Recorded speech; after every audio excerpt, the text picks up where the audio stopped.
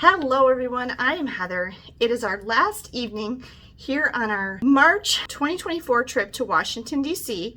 I'm here in our hotel room in Crystal City, Virginia, and I wanted to take the opportunity to kind of sum up the trip for you and give you some of our final thoughts. I'm also going to tell you everything that we spent, how much this trip cost, and a few little tips and some safety warnings for you, if you will. If you enjoy travel content, please be sure that you're subscribed to the channel and ring the notification bell so you don't miss any of my upcoming videos. I'd also really appreciate it if you'd give me a thumbs up. Okay, the first thing I want to tell you is our overall impressions or feelings about this trip. I'm going to start with Ben. Ben said that something he really enjoyed about this trip was getting to see all the beautiful blossoms and the blooming in the springtime. Now this is saying something coming from Ben because Ben has very severe tree pollen allergies. And that's something I wanted to mention in this video too that's really important to note. Springtime, especially spring break time, March and April, is a very popular time to come to Washington, D.C. But if you have allergies to any kind of pollen, so tree or grass pollen, these are also the peak months, March, April, probably into May, that are going to be really difficult for you if you have allergies. There's a couple things I want to tell you about dealing with allergies at any time, but especially if you're traveling to a place where pollen is going to be really high like it was for us here in DC at cherry blossom season. One thing is avoid it as much as possible. Now, obviously when you're outside and you're standing under the blossoms, that's going to be difficult to do. But what you do want to do is keep the pollen out of your environment. So when you're inside, you don't want to be letting the pollen inside with you. So for example, when we come back to the hotel room here, or when you come home and you've been outside in the pollen all day, especially if it's a dry, windy day, don't go lay on your bed in your clothes and your hair that are all covered with pollen. Before you go to bed every night, when you've been in a high pollen environment, wash your hair, take a shower, or at the very least wipe down your hair like with a damp washcloth or something and get that pollen out of your hair because you don't want to be putting it in your pillow because it'll stay there forever. Ben actually had to double up on his daily medication. So he takes Claritin, right, bud? He takes Claritin because Zyrtec makes him too drowsy, yes? Yeah, so he actually had to up his dose and take one in the morning and one at bedtime the entire time we were here. And then he also has prescription eye drops that are just once a day, which you felt did help you, yes? Okay. So that's something you might want to consider too if you, like Ben, have a problem with allergies in your eyes. And then just speaking on allergy medication, make sure you start taking the medication before you're actually exposed to the allergen. So don't start taking the medication for allergies after you're already suffering from allergy symptoms. You need to start it before that happens. So watch your pollen count. You can use the pollen.com or the pollen.com app and see when it's going to start getting higher and start taking the medication before that. Because once you start to feel awful, allergy medicine isn't really going to help you. Then you're going to have to take medication for the symptoms, which is a completely different thing. The other time of year that can be very popular and busy in Washington, D.C., and can also be a difficult time to visit, which we have also visited during this time, is summer.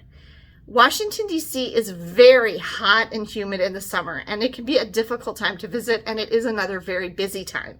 So keep that in mind too when you're trying to decide when to visit Washington, D.C. You definitely want to plan for spending as much time in air conditioning as possible if you come in the summer. Megan's takeaways were, her favorite things, she said, were actually both from our first day. She really liked the National Air and Space Museum, and she really enjoyed the botanical gardens. Is it the National Botanical Gardens? Everything has the word national in it, it seems like.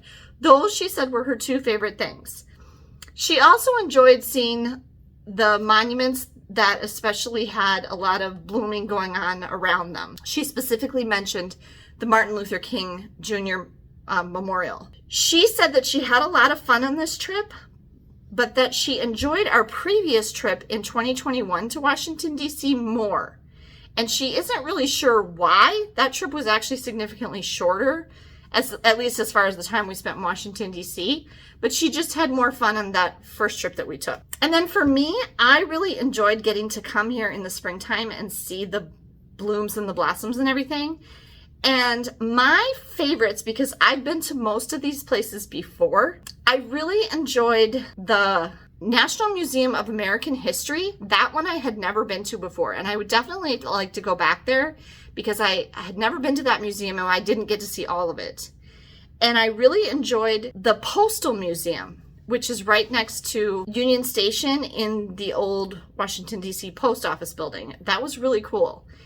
And then as far as the monuments and the tour we got to do today with Viator, which was actually with USA Tours or something like that, I enjoyed getting to do that in the daytime, and it was a different order and a different way that they went about it. And of course we had a different tour guide, and it was really pretty to see all the blossoms and flowers and everything. I especially enjoyed the FDR Memorial. I have been there before, but I did not remember it being that big. It just keeps going and going, and the cherry blossoms there and at the Martin Luther King Jr. Memorial, which is right next to it, were just stunning. And our tour guide said that peak bloom for the type of cherry blossoms that are around the tidal basin there was actually 10 days ago. And it has been windy and rained a lot since then. And we were just super lucky that all the blossoms were still on the trees the way they were. We were really blessed in how fortunate we were to get to see the blooms as nice as they were while we were here. So I really enjoyed the FDR Memorial. It was really beautiful. I liked all the waterfalls and all the blossoms and everything. And then the other thing that I really liked seeing was the White House from the other side. When we were here 3 years ago, we only got to see it from the back. I don't know which is the back and which is the front. And this time we got to see it a little closer and with the flowers and everything on that side, and it was just prettier. I liked that. So those are kind of our overall favorites or takeaways from this trip. We all had a fun time. This was a good length of trip to be here. So we had basically 2 travel days, 1 on each end, and 4 full days to get to go to everything and see everything. Now, if you want to visit multiple museums like we did, I definitely think you're going to need that much time. You're going to need at least a few days to a week to be able to get to do everything. The only things that we did not get to do that we were hoping to, there were a few things that were either closed for renovation. For example, the Shakespeare Library was closed for renovations, and the National Portrait Gallery and the Museum of American Art, which are part of the Smithsonian Museums, was also closed for renovation. And then there were a couple things that we couldn't get into because of access issues. For example, we walked past the FBI headquarters twice just now when we were coming back from dinner. You can visit the FBI, but you have to put in a request up to 5 months in advance. And then we couldn't get a daily ticket, it's just a time ticket reservation for either the National Archives or the Library of Congress. So that was just a matter of they were all gone. It wasn't that it cost anything or anything like that. We just didn't check far enough in advance and didn't think to get tickets, so we didn't get to go to those. The other 2 things that I had kind of wanted to see, but they're both kind of a distance away and would have been a little bit more challenging to get to. One was the National Arboretum, which is something that I think Megan would have especially enjoyed, but that's like an hour away on a bus. So we decided just not even to bother with that.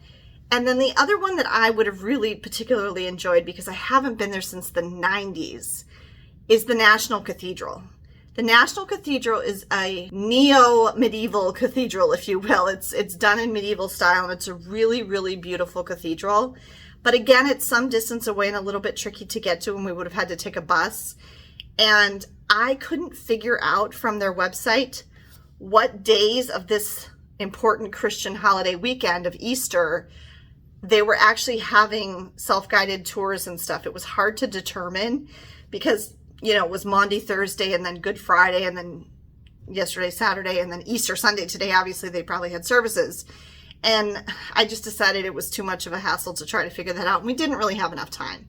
But I would highly recommend you visit the National Cathedral if you ever get a chance, because it's absolutely beautiful. So those are some of the things we didn't get to do. So you have to be prepared for that and really research ahead. If there's a museum or a site or a memorial or something that you really, really want to see, make sure you check ahead of time, because it could be closed or it could require some kind of special ticket, time ticket or something that needs to be distributed well ahead of time, or you'll miss out on getting to go to that thing. So that's something very important that you need to check on before you come. The next thing I want to tell you is 3 safety things that were kind of odd. One is kind of a general safety rule for anywhere. And this is something I was just talking to the kids about when we were walking back to the hotel. And that is, because I see so many people doing it. And this isn't just a Washington, D.C. thing. This is an everywhere thing. Don't be lost in your phone when you're out on the street walking. And there's 2 reasons for this. One is just the safety of walking without looking where you're going. You could trip on something, or you could step in dog poop or a puddle or something like that, just from the safety of you need to be keeping your eyes on where you're walking. But the second thing is there is a lot of criminal activity sometimes where people will just swoop up to you and take your phone, and they'll just steal your phone. In addition to that, you could be the victim of some other type of a crime because you weren't paying attention and your eyes were focused on your phone. So, a mugging, an assault, something like that. You don't want to not be aware of your surroundings. So this is just an issue of situational awareness. It's really important that you not be looking at your phone when you're walking around any city. Keep it put away until you're in a place where you can actually, like while you're on the metro or while you're on the bus, you can take it out and look at it when you're just sitting there and everything's calm. But don't be looking at it while you're like standing at an intersection or walking down the street or whatever. And then 2 things that seem to be particularly weird here in DC.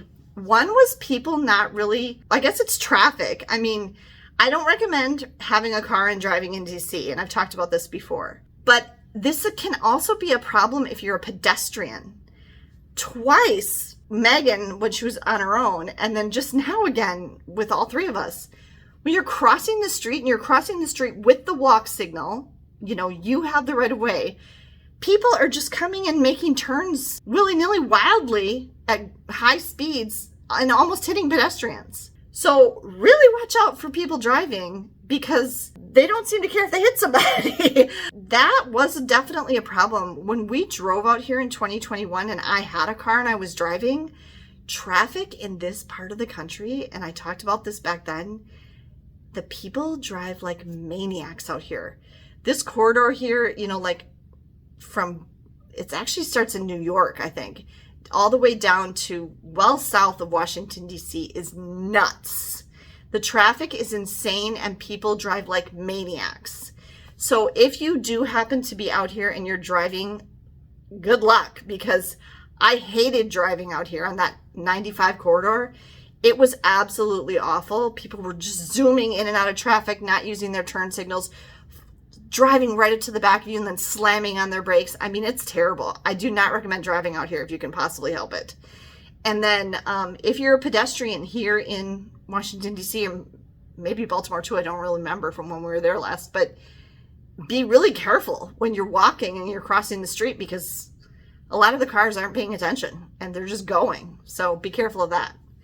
And then the last thing that we noticed, this was so odd. There's a lot of e-vehicles, electric vehicles that you can rent here. We saw Segways, we saw electric scooters, we saw a lot of electric bikes. Ben even saw one electric scooter that was through the Lyft app. Did you guys know that? You saw 3 of them? Yeah, you could get an electric scooter through Lyft. But the problem that we ran into was the e-bikes. And it wasn't a problem with people riding the e-bikes.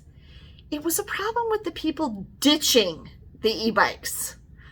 All over the place, like everywhere we went. It's like people must have rented an e-bike and rode it for a while and then just decided they were done. And it's literally like they're just like, done with that. and they throw it on the ground in the middle of the sidewalk.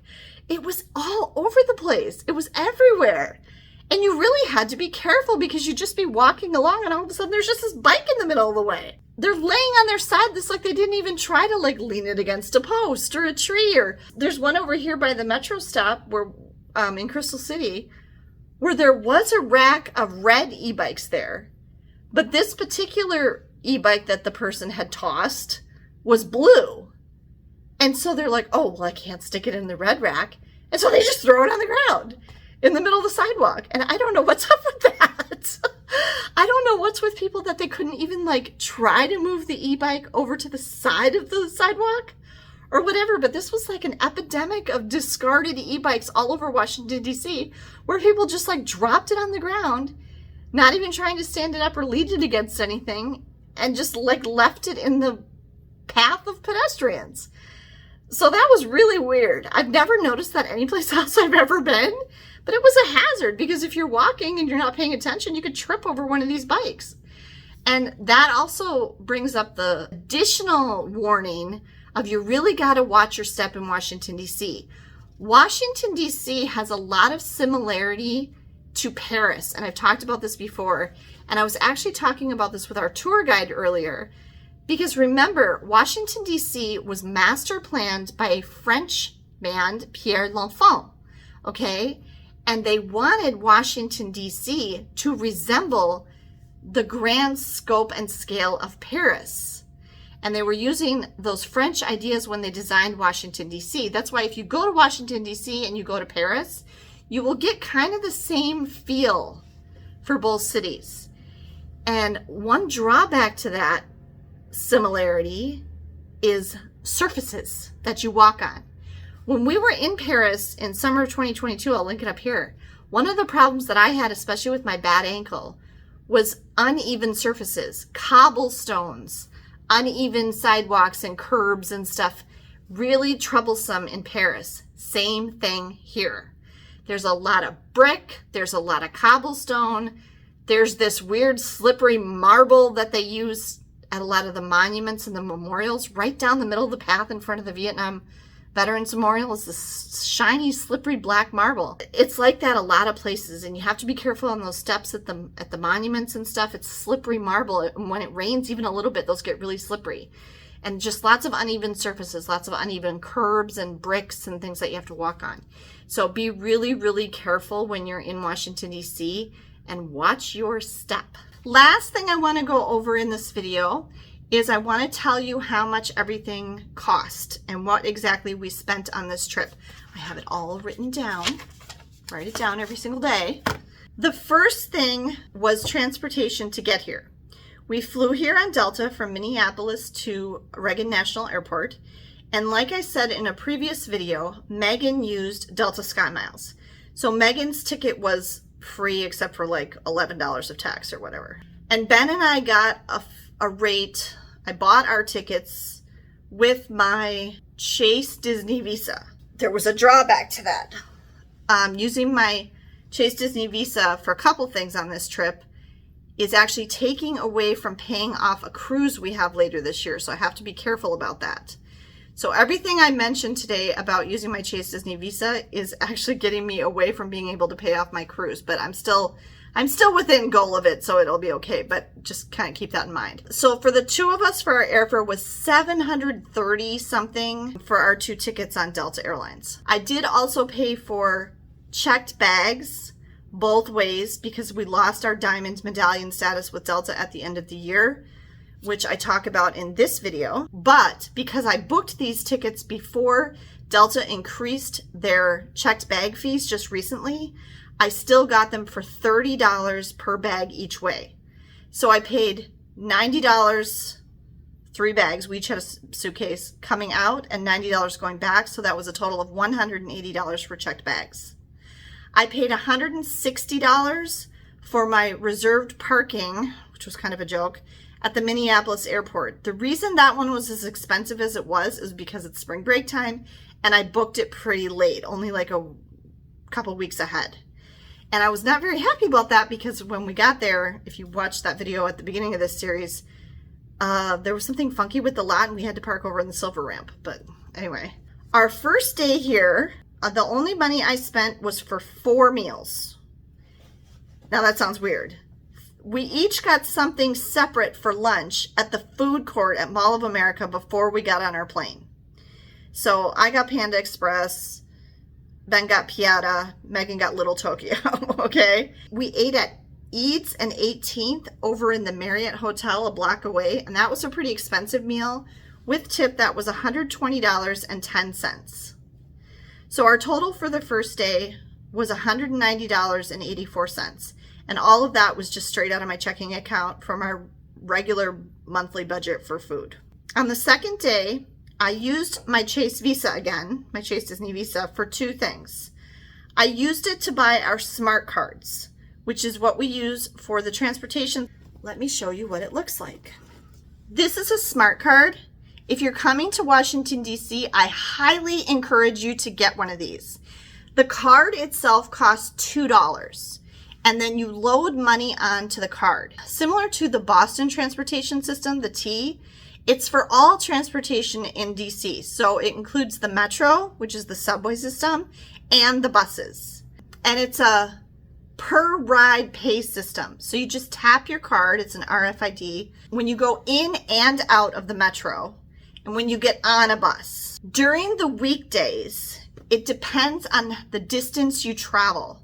So however far you go, and it knows that from when you tap in and when you tap out, it's going to charge you a rate somewhere between $1 and $3 per ride.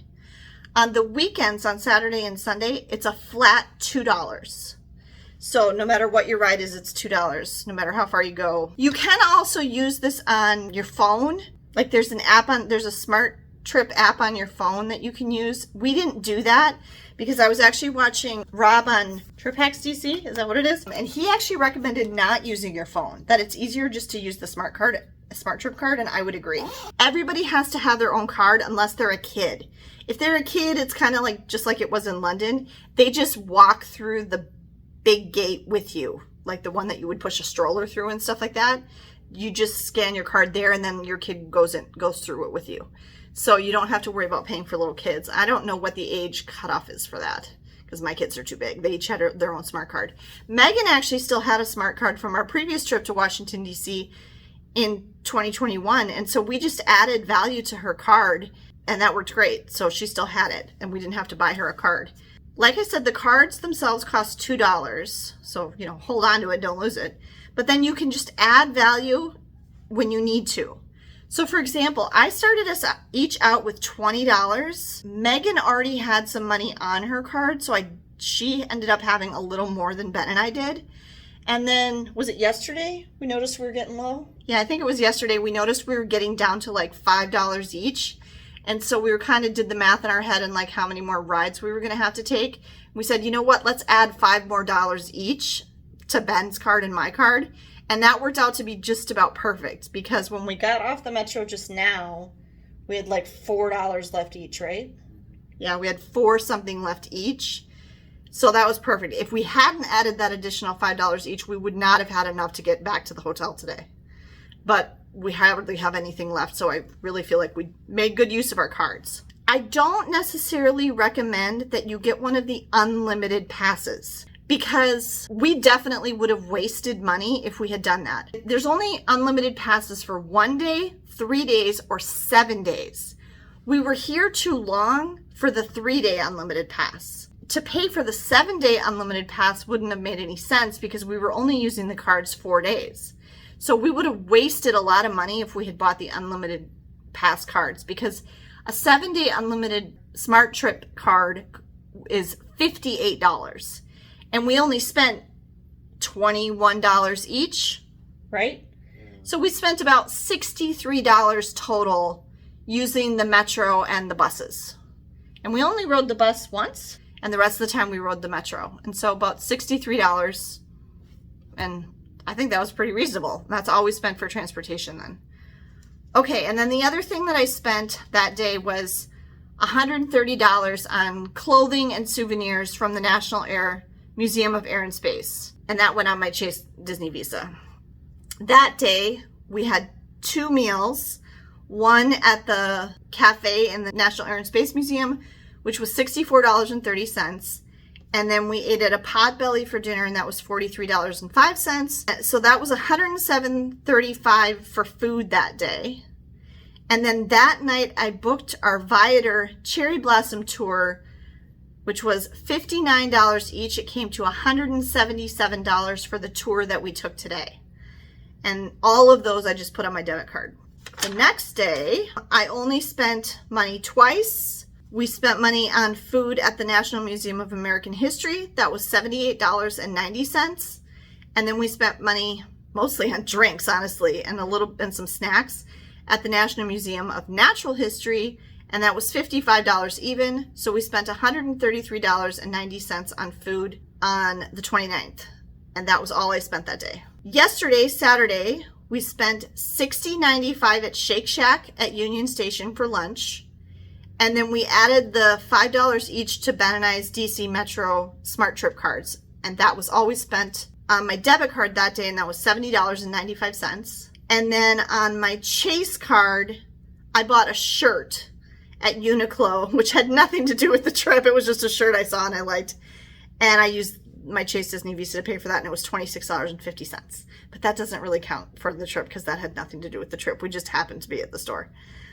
Okay, then today I spent the $90 this morning when we checked in for our flight to pay for our checked bags going home. And then I tipped our tour guide, which he allowed me to do via Venmo. So if you're a cashless person like me and don't have any cash, and I was definitely not the only one doing this, you can still tip people even if you don't have cash. So I tipped him $20, and he was going to split that evenly between him and the driver, Maggie.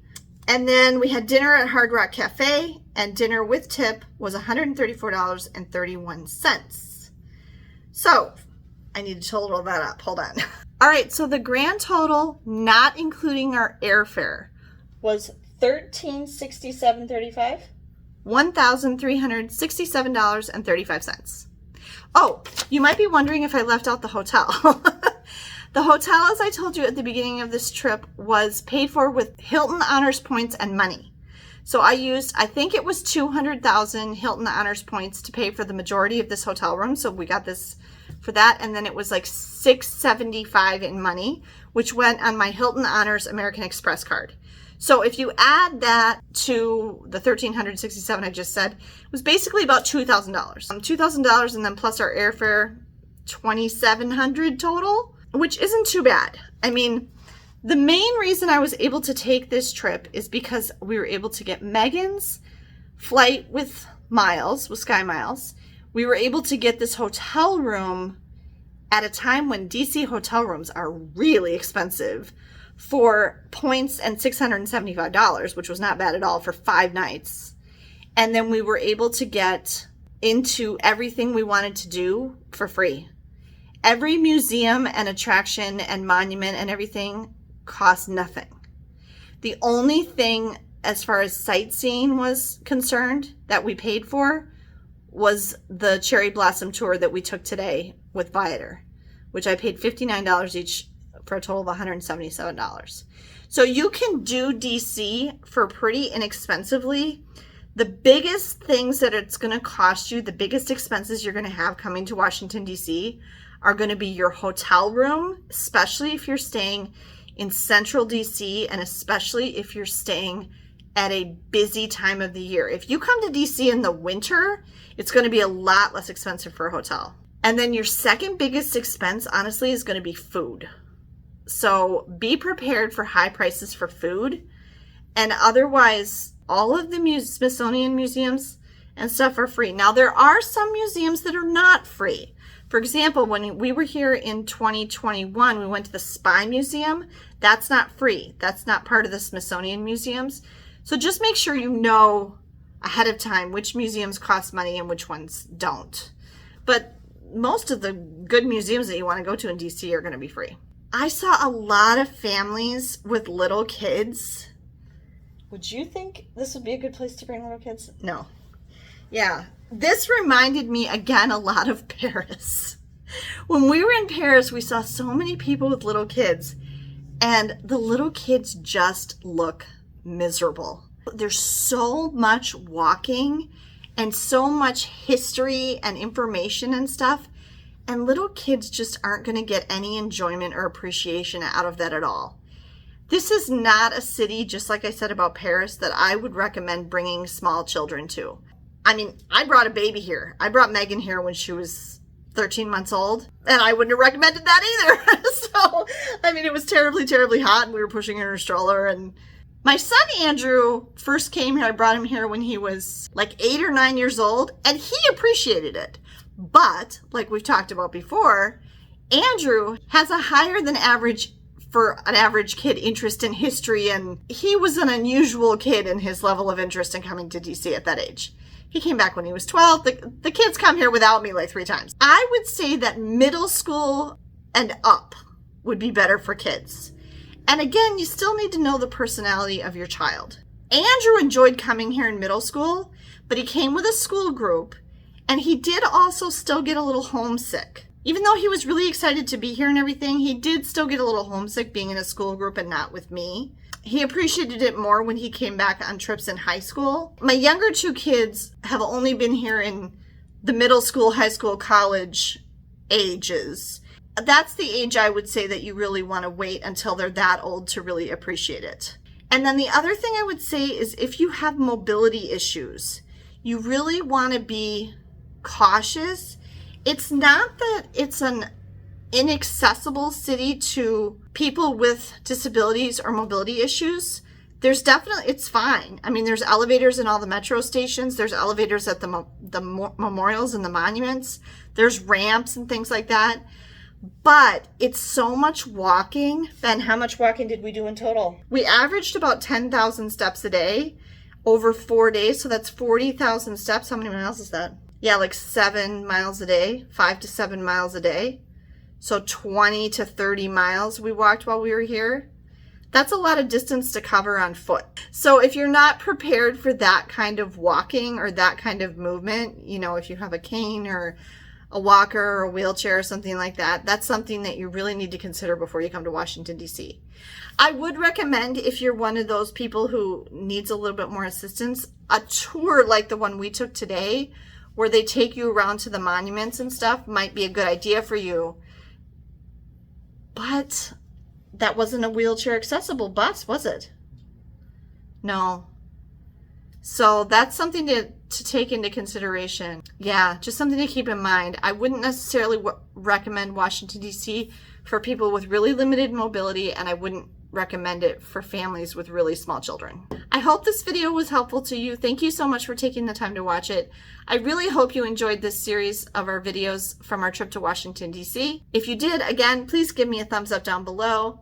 We really appreciate your support of the channel. And make sure you're subscribed so you don't miss any of our upcoming travel content. Have a great day, everyone, and safe travels!